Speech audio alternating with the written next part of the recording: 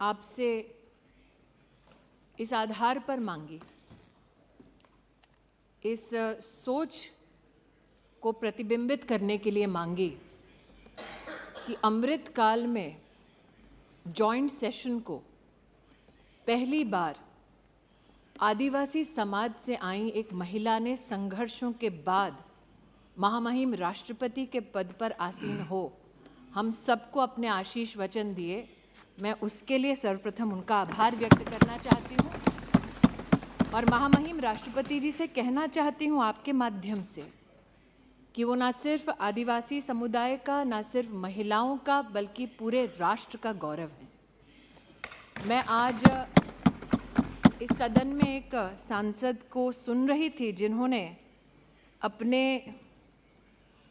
भाषण की शुरुआत ही इन शब्दों से की कि वो महामहिम राष्ट्रपति जी के अभिभाषण का विरोध करते हैं।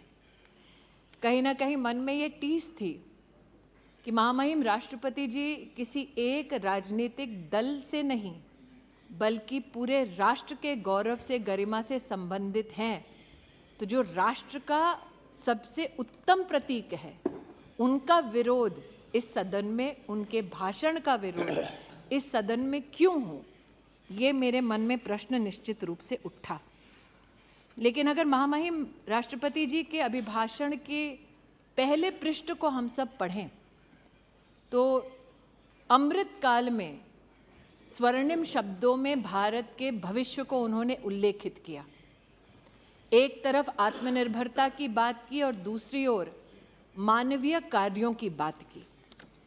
और राष्ट्रपति जी ने अपने अभिभाषण में एक नागरिक होने के नाते विशेष, मैं इस बात का गौरव करती हूं कि supreme commander of arm forces ने भारत में पहली बार भारतीय सेना के परमवीर चक्र विजेताओं के नाम पर अंडमान में जो 21 द्वीपों का नामकरण हुआ उसका उल्लेख किया और अपना आनंद व्यक्त किया। ये हमारे पूरे देश के लिए गर्व का विषय है। महामहिम राष्ट्रपति जी ने एक तरफ नेशनल वॉर मेमोरियल का उल्लेख किया और दूसरी ओर उन्होंने हम सबको याद दिलाया कि हमारी नौसेना को अब छत्रपति शिवाजी महाराज का दिया हुआ प्रतीक चिन्ह मिला है जो अब उनकी ध्वजा पर लहराता है, भारत की शान बढ़ाता है।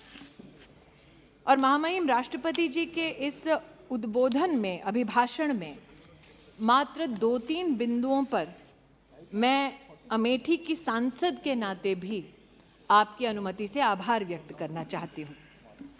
राष्ट्रपति जी ने अपने अभिभाषण में एक श्लोक कहा था, ग्रंथों का उल्लेख कर उन्होंने कहा कि अयम निजः परो वेति गणना लघु चेतसाम, अर्थात अपना ये है पराया ये, ऐसी सोच होना उचित नहीं। और राष्ट्रपति जी के इसी संकल्प, इसी चिंतन को चरितार्थ किया है मोदी सरकार ने। इसलिए अमेठी की सांसद होने के नाते हमारे यशस्वी प्रधान सेवक का मैं आज विशेष आभार व्यक्त करती हूँ, क्योंकि अपने पराये की सोच से परे हटकर मेरे संसदीय क्षेत्र में महामहिम राष्ट्रपति जी के अभिभाषण को अगर मैं अमेठी की दृष्टि से देखूं तो हमने क्या पाया, क्योंकि 50 वर्ष खोया बहुत मेरे संसदीय क्षेत्र ने। आज इस सदन में एक सज्जन जिनको अमेठी ने मैजिक दिखाया और विधानसभा के चुनाव में 4 विधानसभा क्षेत्रों की सिक्योरिटी डिपॉजिट भी जब्त कराई, ऐसे सज्जन ने हमारे प्रधान सेवक पर कटाक्ष किया। लेकिन मैं अमेठी की ओर से आज इस बात का उल्लेख निश्चित रूप से करना चाहती हूं कि जब रूस के साथ भारत में शस्त्र की दृष्टि से नई तकनीक का संचार हो तो 5,000 करोड़ की लागत की असॉल्ट राइफल की फैक्ट्री अमेठी तब आई जब सांसद भारतीय जनता पार्टी का नहीं था बल्कि कांग्रेस पार्टी का था। राष्ट्र के संरक्षण के लिए अपने पराये का भेद ना कर ये उत्तम उदाहरण मेरे संसदीय क्षेत्र में प्रस्तुत करने के लिए मैं देश के प्रधान सेवक का आभार व्यक्त करती हूँ। महामहिम राष्ट्रपति जी ने अपने अभिभाषण में नारी की प्रतिभा, नारी के योगदान और राष्ट्र के भविष्य के निर्माण में नारी की भूमिका को उल्लेखित किया है।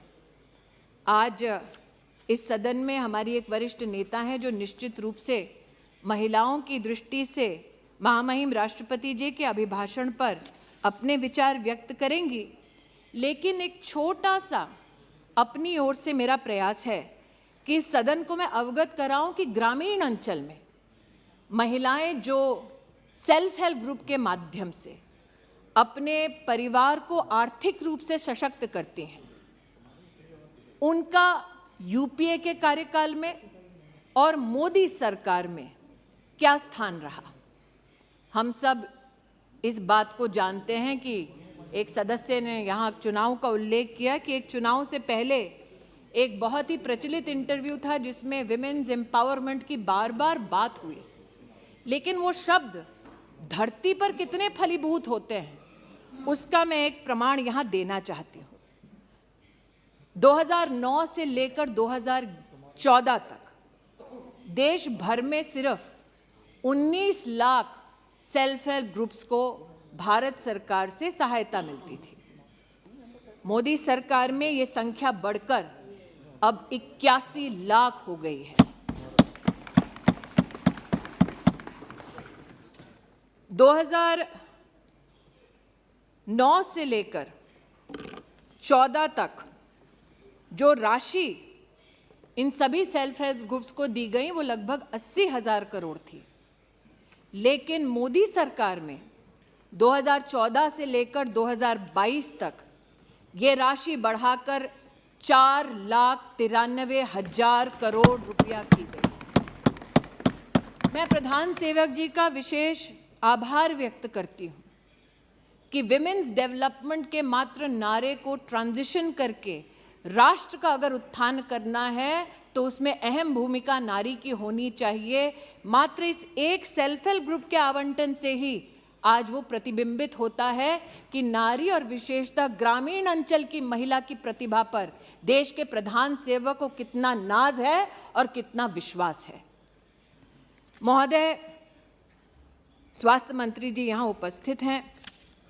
मैंने सदन में पहले भी कहा, आज भी कहती हूँ, हमारे समाज में ग्रामीण अंचल में गरीब तबके में महिला को अगर आप कभी पूछें साल 2014 से पहले कि क्या सार्वजनिक रूप से सर्विक्स कैंसर का और ब्रेस्ट कैंसर का कहीं भी उल्लेख होता था, ग्रामीण अंचल और गरीब तबके की महिला ये कहेगी कि इसका उल्लेख सामाजिक दृष्टिकोण से ना हो, ऐसा नहीं था।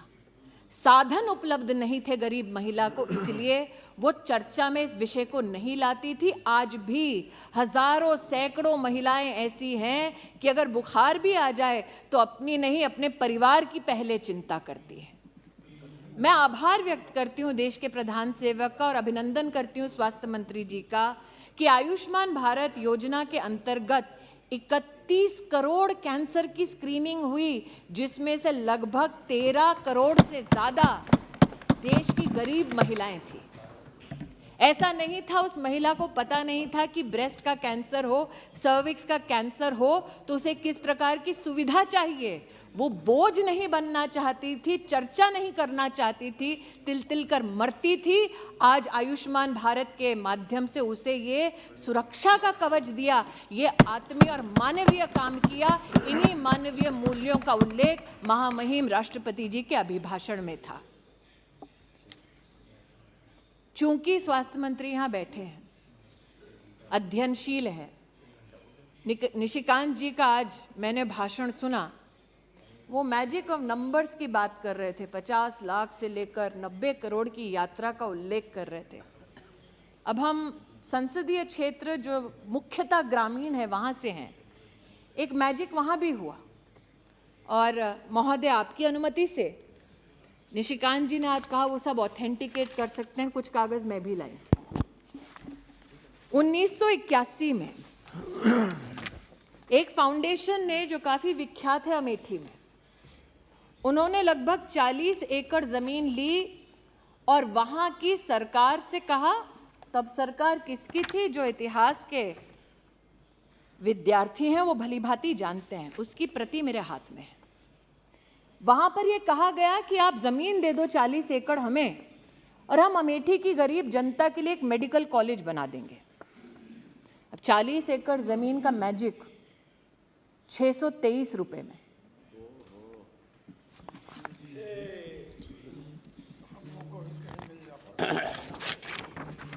₹623 का रेंट और सुरेश जी सुनिए, 623 रुपए का रेंट 30 साल तक, 30 साल तक अमेठी के गरीब नागरिकों को ये बार बार कहा गया कि आपके लिए मेडिकल कॉलेज खोल देंगे जी।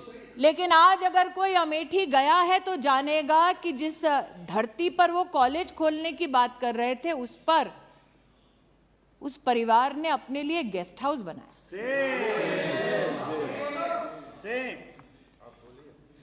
मैंने स्वास्थ्य मंत्री जी का उल्लेख इसलिए किया कि अपना और पराये का भेद न हो। भले ही एक परिवार अपने फाउंडेशन के माध्यम से अस्पताल चलाता हो, अगर उनको भी आयुष्मान भारत में सेवा देनी है वो दें।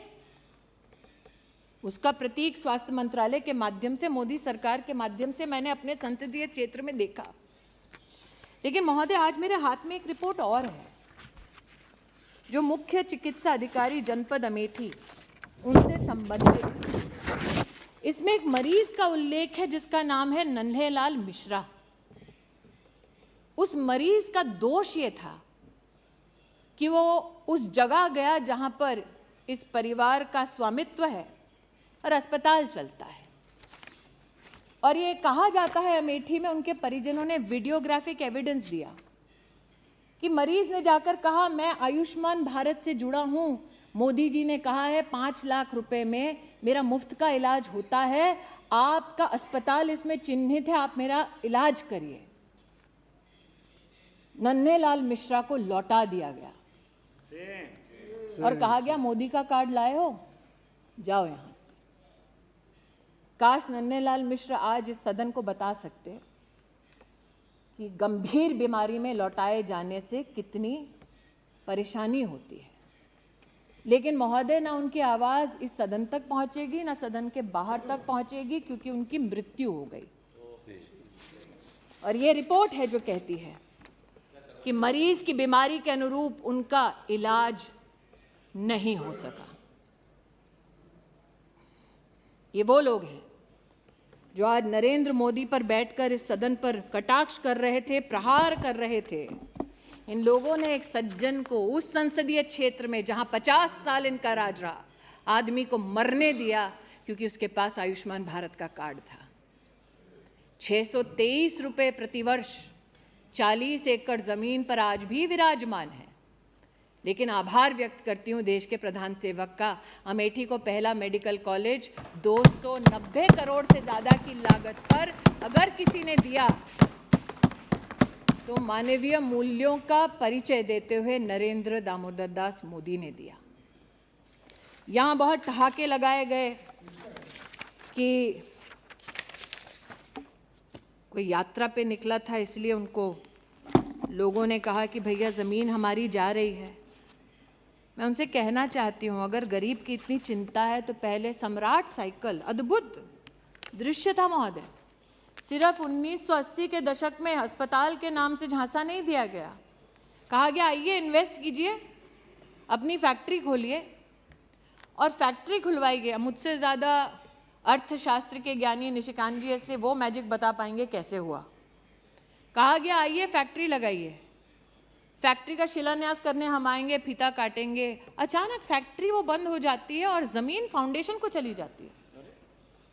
फैक्ट्री की ज़मीन है ताकि वहाँ पर नया साधन इंडस्ट्रियल खड़ा हो सके, मैन्युफैक्चरिंग हो सके, कागज़ पर दस्तावेज पर चिन्हित है कि आप यहाँ पर सिर्फ कमर्शियल एक्टिविटी कर सकते हैं। लेकिन अचानक वो ज़मीन परिवर्तित हो जाती है परिवार के पास, और वो परिवार नहीं अभी है भाई साहब, अभी बताती हूँ और डेट्स, वो परिवार उस जमीन को लेता है, उनके फाउंडेशन में लिखा आप कमर्शियल एक्टिविटी नहीं कर सकते, इतने साल वो जमीन खाली नहीं करते।